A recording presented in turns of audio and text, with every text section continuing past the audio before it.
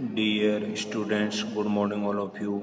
आप सभी का एक बार फिर से सर्वोदय पब्लिक स्कूल की ऑनलाइन क्लासेस में स्वागत है। प्यारे बच्चों, अपन पढ़ रहे थे पंथ निरपेक्षता के संबंध में, यानी पंथ निरपेक्ष या धर्म निरपेक्षता, यानी कि इसके बारे में इसका अर्थ अपन ने पहले की प्रारंभिक कक्षाओं के अंदर पढ़ चुके हैं कि किसी भी धर्म को राष्ट्रीयता का दर्जा न देकर सभी धर्मों को सम्मान संरक्षण दिया जाता है, या अपन कह सकते हैं सम्मान आदर भाव की दृष्टि से देखा जाता है, जिसे अपन किस नाम से जानते हैं, धर्मनिरपेक्ष। और इसी के परिप्रेक्ष्य में अपन ने पढ़ा था कि भारतीय संविधान में किस प्रकार से इस पंथ निरपेक्षता को या सेकुलरिज्म को, या अपन कह सकते हैं कि एक प्रकार से इस सहिष्णुता को बरकरार रखने के लिए किस प्रकार से भारतीय संविधान के अंदर अनेक उपबंध किए गए हैं। और इन्हीं संबंधों में अपन ने देखा था कि मूल अधिकारों के अंदर भी आर्टिकल 25 से 28 के मध्य धार्मिक स्वतंत्रता का अधिकार है, समानता का जो अधिकार है उसमें भी आर्टिकल 14 में कानून के समक्ष सब समान होंगे। आर्टिकल 15 में भी ये कहा था कि राज्य, जाति, धर्म, लिंग, समुदाय आदि के आधार पर कोई भेदभाव नहीं करेगा। आर्टिकल 16 में अपन ने देखा था कि सार्वजनिक लोक सेवाओं में अवसर की समानता रहेगी, जिसमें किसी भी प्रकार से जाति, धर्म, लिंग, समुदाय के आधार पर कोई भेदभाव नहीं किया जाएगा। इसी परिप्रेक्ष्य में अगर एक अन्य आर्टिकल देखते हैं, यानी कि अपन पढ़ रहे थे भारतीय संविधान में पंथ निरपेक्षता के संबंध में प्रावधान। तो इसके प्रावधानों में अपन ने आर्टिकल पढ़ चुके हैं, जैसे 14 पढ़ चुके हैं, 15 पढ़ चुके हैं, आर्टिकल 16 पढ़ चुके हैं। और जो मौलिक अधिकार हैं, मौलिक अधिकार, उनके जो आर्टिकल 25 से 28 के मध्य जो धार्मिक स्वतंत्रता का अधिकार है, यह अनुच्छेद है सबके सब। धार्मिक स्वतंत्रता का अधिकार है, उसके अंदर भी इस प्रकार के प्रावधान अपन पढ़ चुके हैं। इससे आगे की बात है वो अपन आज देखेंगे, जिसमें अगर अपन बात करते हैं आर्टिकल 325 की, तो 325 में ये व्यवस्था की गई है कि धर्म, जाति व वंश के आधार पर, यानी जाति, धर्म, वंश के आधार पर व्यक्ति के साथ जो निर्वाचन, राजनीतिक क्षेत्र में जो निर्वाचन प्रोसेस होती है, यानी कि आधार पर किसी भी व्यक्ति को निर्वाचन नामावली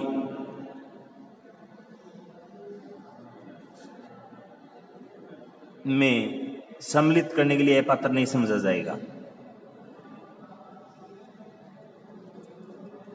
करने के लिए अपात्र नहीं समझा जाएगा, यानी कि बिल्कुल स्पष्ट लिखा गया है कि ना ही धर्म के आधार पर इस प्रकार की कोई विशेष निर्वाचन नामावली की कोई व्यवस्था की गई है, यानी सबको जाति, धर्म, लिंग के आधार पर समान समझा जाएगा, कोई ऊंच नीच का भेदभाव नहीं रखा जाएगा। ये किस आर्टिकल में, राजनीतिक क्षेत्र के अंदर चुनाव के संबंध में 325 के अंदर। तो इन विभिन्न जो प्रावधान अपन ने देखे, इन प्रावधानों के आधार पर ये बिल्कुल स्पष्ट हो रहा है कि भारत में जो राज्य धार्मिक मामलों में पूर्णतया एक प्रकार से जो यूरोप के राज्य हैं, अगर अपन बात करते हैं अमेरिका की, जो यूरोप महाद्वीप के जो देश हैं उनकी, तो उनसे काफी भिन्न है, अलग है। और धर्म के बीच में विशेष न तो कोई एक प्रकार से प्रबंधन किया गया है, जिसको अपन प्रबंधन बोलते हैं, ना तो कोई प्रबंधन किया गया है। और यानी कि अपन सीधे से शब्दों में अगर इनको कहें तो बिल्कुल धार्मिक मामलों में बिल्कुल सबको समान अधिकार दिया गया है, धर्म के आधार पर किसी भी प्रकार का कोई भेदभाव नहीं किया गया। अगर अपन बात करते हैं कुछ विचारकों के संबंध में, तो अनेक ऐसे विचारक हुए हैं जिन्होंने भारत के संबंध में एक धर्मनिरपेक्ष राष्ट्र नहीं है, क्योंकि वह धार्मिक मामलों में भाग लेता है। यानी कि अनेक प्रकार के लोग इस दुनिया में रहते हैं, तो उन्होंने कुछ एक का मानना है कि भारत है वो एक धर्मनिरपेक्ष राष्ट्र नहीं है, वो धार्मिक मामलों में भाग लेता है। इस आधार पर जो विधायन जो मामले हैं उसमें नागरिकों के साथ भेदभाव कर सकता है, ऐसा कुछ एक विचारकों का मानना है। परंतु इसके विरुद्ध में कुछ लोगों का मानना है धर्म और राजनीति का इतना कठोर विभाजन नहीं किया जा सकता, क्योंकि अपन ने देखा था, मैकावेट ने कहा था इस संबंध में कि जो राजनीति है वो एक अल्पकालिक धर्म है और जो धर्म है वो एक क्या है, दीर्घकालिक राजनीति है। इस ऐसा कहा था राजनीतिक में के संबंध में, धर्म और राजनीति का जो आपसी संबंध है उसके संबंध में। और इस संबंध में अपन एक चैप्टर लगेगा आगे की क्लासों में, जब अपन जाएंगे 12th क्लास में, तो इस प्रकार का जो उपबंध है वो उसके अंदर दिया हुआ है। तो इसी अर्थ में अगर अपन देखते हैं तो भारत इन अर्थों में एक धर्मनिरपेक्ष राष्ट्र है। इसमें कोई भी राज्य धर्म नहीं है और न ही किसी जो धर्म तंत्र है उसकी स्थापना कर रहा है, यानी कि सबको बिल्कुल सम्मान दृष्टि से देखता है। और भारतीय नागरिकों को लोक कल्याणकारी राज्य की स्थापना के लिए जो सामाजिक, आर्थिक, राजनीतिक न्याय है वो भी बिल्कुल अपना संविधान अपने को उपलब्ध करवा रहा है, जिसके संबंध में अपन पीछे की कक्षाओं में पढ़ चुके हैं। अब अगर इनका सारांश निकालते हैं अपन निष्कर्ष के तौर पे इस पंथ निरपेक्षता का, तो वो ये निकलता है कि भारत एक धर्मनिरपेक्ष राष्ट्र है। यानी इन सभी का सारांश निकलता है, सारांश ये निकलता है कि भारत एक धर्म निरपेक्ष राष्ट्र है।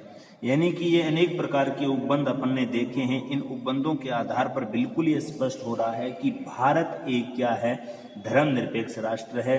जिसके संबंध में अगर अपन बात करें कि ये एक जनता का तंत्र है, जनता यानी लोकतंत्र है। लोकतंत्र के संबंध में अपन ने देखा था कि जनता का, जनता के लिए, जनता द्वारा चलाया जाने वाला शासन है, यानी प्रजातंत्र है। और भारतीय शासन तथा राजनीति के कई जो आपसी अंतर तंत्रीय जो व्यवस्था है, या जिसको अपन कह सकते हैं जो भारतीय प्रजातंत्र की एक विशेषता दुनिया के सामने उभरकर सामने आ रही है, उसी के संबंध में संसदीय प्रजातंत्र भी एक कार्य कर रही है और वो एक प्रकार से अपनी क्षमता के आधार पर कार्य कर रही है। वहीं अगर अपन बात करते हैं इस धर्मनिरपेक्षता को रेगुलर बनाए रखने के लिए इस कार्यपालिका से अलग न्यायपालिका की भी व्यवस्था की गई है। तो इस प्रकार से अपन कह सकते हैं, या भारतीय जो प्रजातंत्र है उसकी विशेषताओं में अपने को बिल्कुल स्पष्ट दृष्टिगोचर होता है कि भारत एक क्या है, पंथ निरपेक्ष राष्ट्र है। यहाँ पर धर्म के नाम पर किसी भी प्रकार का कोई भेदभाव नहीं किया जाता। और इस संबंध में डॉक्टर जो राधाकृष्णन हुए, उन्होंने बिल्कुल कहा है कि धर्म निरपेक्षता का अर्थ अधर्म नहीं है, यानी कि धर्म को मानना नहीं है। धर्म एक क्या है, नैतिकता है। नैतिकता यानी कि अपना राष्ट्र धर्मनिरपेक्ष है, किसी भी धर्म को राष्ट्रीय धर्म नहीं मानते, तो इसका मतलब यह नहीं कि भारत अधर्मी है। इसका अर्थ यह हुआ कि हम सभी धर्मों में विश्वास जो लोग रखते हैं उन सभी का क्या करते हैं, सम्मान करते हैं। और हमारा राज्य किसी भी धर्म विशेष की जो उपबंध हैं या उनकी जो मान्यताएं हैं उनको संपूर्ण भारत पर स्थापित नहीं करता, क्योंकि यहाँ पर अनेक धर्मों को मानने वाले यहाँ लोग रहते हैं। यहाँ की जो एक प्रकार से एक विचित्र प्रकार की सही सोचता है उसको बरकरार रखना चाहते हैं। तो इस प्रकार से ये कथन कहा था डॉक्टर राधाकृष्णन ने। यह भी ध्यान में रखना है कि पंथ निरपेक्षता का अर्थ क्या नहीं है, अधर्म नहीं है। ये किसने कहा था? डॉक्टर राधा कृष्णन ने कहा था कि धर्मनिरपेक्ष का अर्थ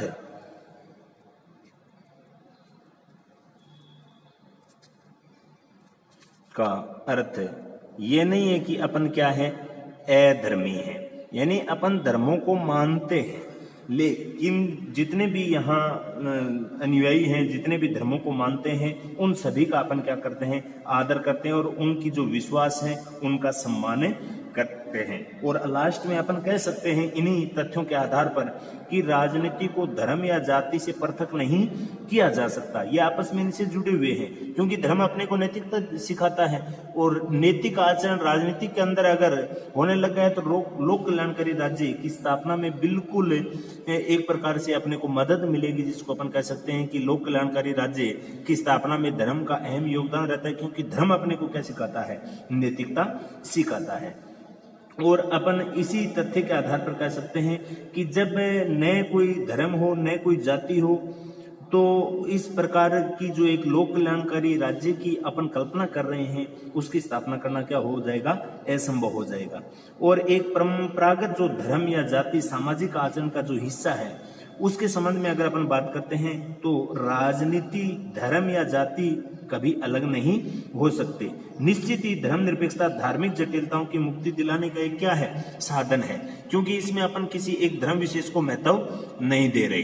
तो ये भी अपने को क्या रखना है, ध्यान में रखना है। और भारत जैसे बहुधर्मी जो राष्ट्र है, अर्थात अपन कह सकते हैं कि अनेक धर्मों को मानने वाले यहाँ लोग रहते हैं, वहाँ जो अनेक प्रकार की जो यहाँ संस्कृतियाँ हैं उनको एक प्रकार से बचाए रखने के लिए विश्व में एक सुदृढ़ सहिष्णुता का उदाहरण प्रस्तुत करने के लिए या एक लोक कल्याणकारी राज्य की स्थापना के लिए इस धर्मनिरपेक्षता को बरकरार रखना आज की एक अपरिहार्य आवश्यकता भी है। यानी कि अपन कह सकते हैं कि अगर अपने को लोक कल्याणकारी राज्य की स्थापना करना है या जो अपना बहुधर्मी जो व्यवस्था है, जो विचित्र एक प्रकार के बहुसांस्कृतिक हिंदुस्तान की जो एक विशेषता है उसको अगर बरकरार रखना है तो आज के युग में यह आवश्यकता है किसको अपनाने की, धर्म निरपेक्षता को या पंथ निरपेक्षता को। तो आज ये अपना पंथ निरपेक्षता का चैप्टर है वो कंप्लीट होता है। आगे का चैप्टर पढ़ेंगे अपन आगे की नेक्स्ट कक्षा में। आज के लिए इतना ही, धन्यवाद।